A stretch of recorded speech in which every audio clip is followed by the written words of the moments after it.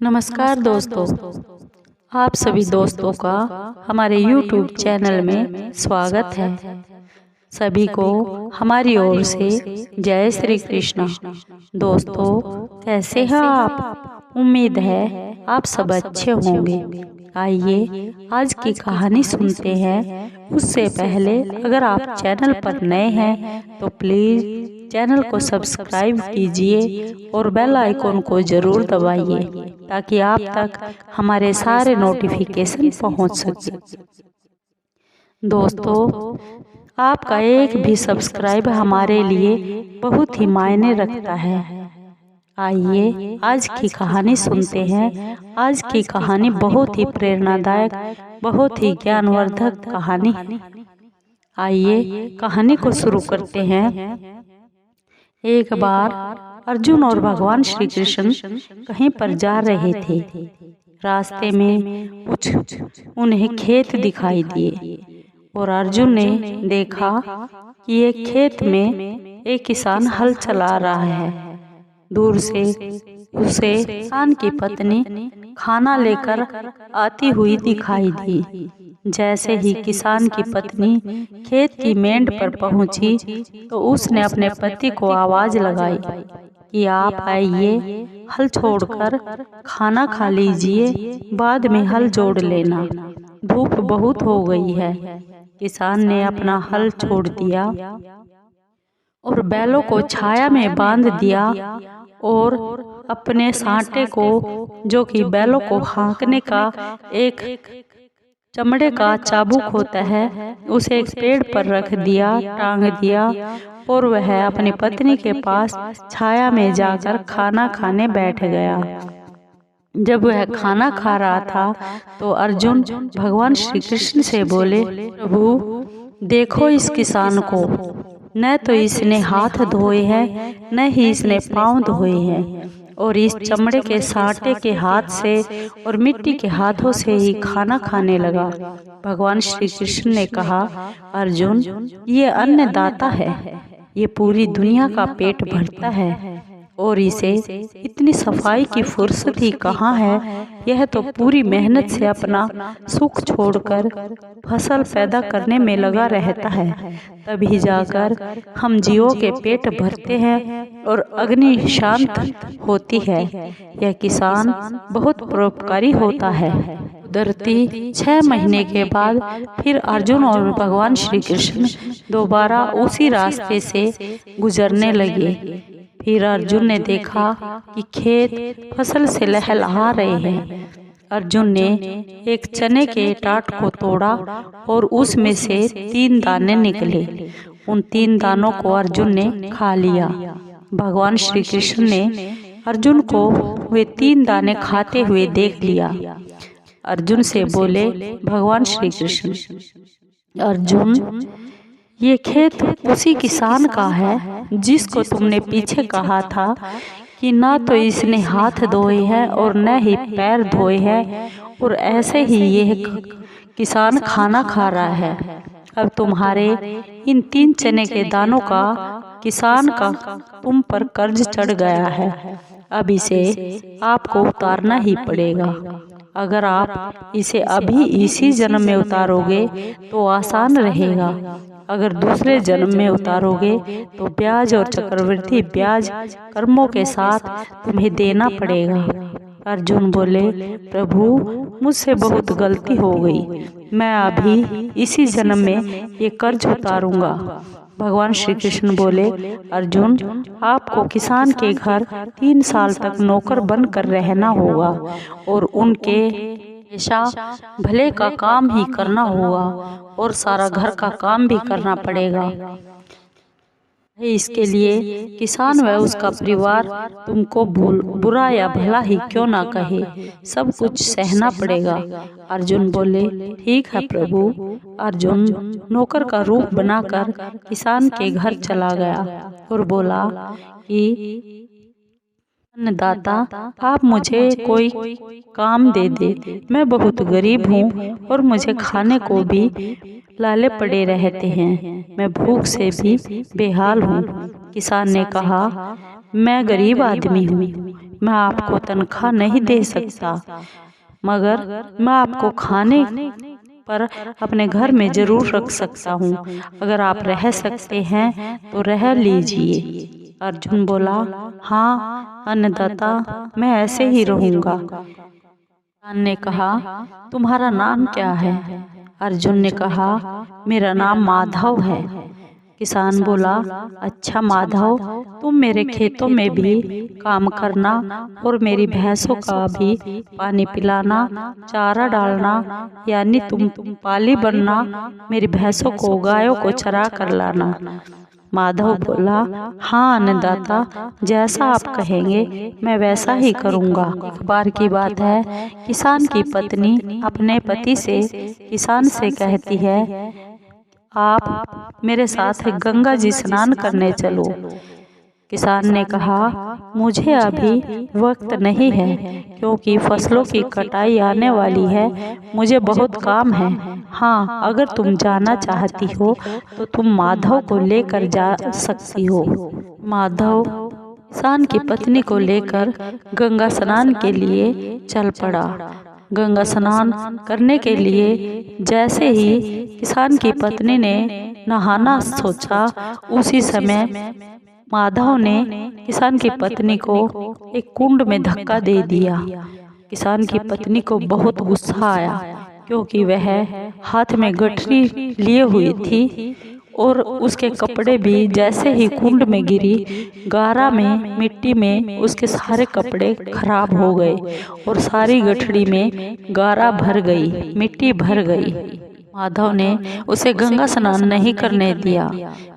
किसान की पत्नी को बहुत गुस्सा आया और वह गुस्से में माधव को बहुत बुरा भला कहने लगी और गुस्से में पैर पटकती हुई वापस माधव के साथ अपने घर आ गई।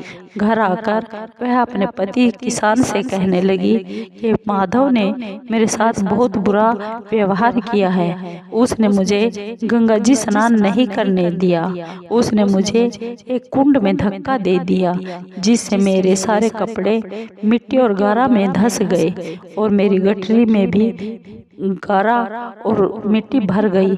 देखो, जैसे ही वह गठरी को खोलकर दिखाने लगी, क्या देखते हैं कि उसमें हीरे जवाहरात और मोती भरे पड़े हैं। किसान और उसकी पत्नी बहुत हैरान रह गए। माधव हर रोज गायों और भैंसों को जंगल में लेकर जाता, उनको चरा कर लाता और शाम को आकर दूध दोहता और सारे किसान के काम करता और खेतों में भी काम करवाता। उसको एक साल बीत गया, दूसरा साल लगा। जैसे ही दूसरा साल लगा, साल अश्विन माह चला हुआ था और अश्विन माह में भी श्राद्धों के दिन चले हुए थे।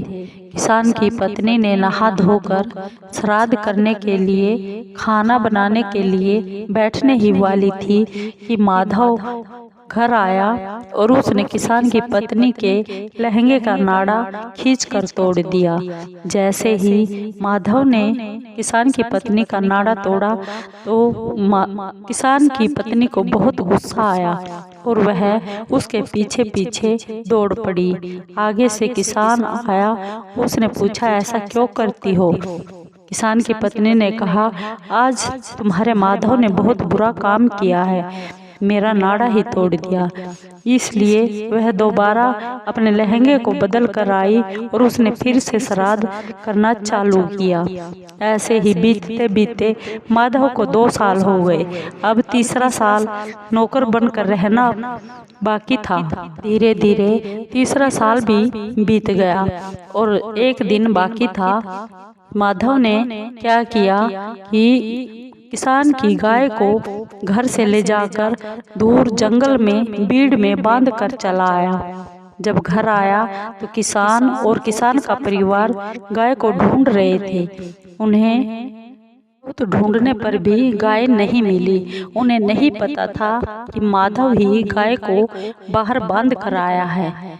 देखा तो माधव से पूछा, क्या तुमने गाय को देखा है? माधव बोला, नहीं, मैंने तो नहीं देखा। किसान अपनी गाय को खोने के दुख में बहुत दुखी था। जैसे ही अगले दिन सुबह हुई, माधव जंगल में गया, उस भीड़ से गाय को निकाला और खोलकर घर ले आया। गाय को माधव के हाथ में रस्सी देखकर किसान ने पूछा, तुम इसे कहाँ से लाए हो? तुम्हें यह कहाँ मिली? माधव बोला, इसे मैं जंगल से लाया हूँ, वहाँ भीड़ में मैंने इसको बांध दिया था। ये बात कहते ही किसान और किसान का परिवार उस पर गुस्से के मारे टूट पड़ा और बहुत बुरा भला कहने लगा।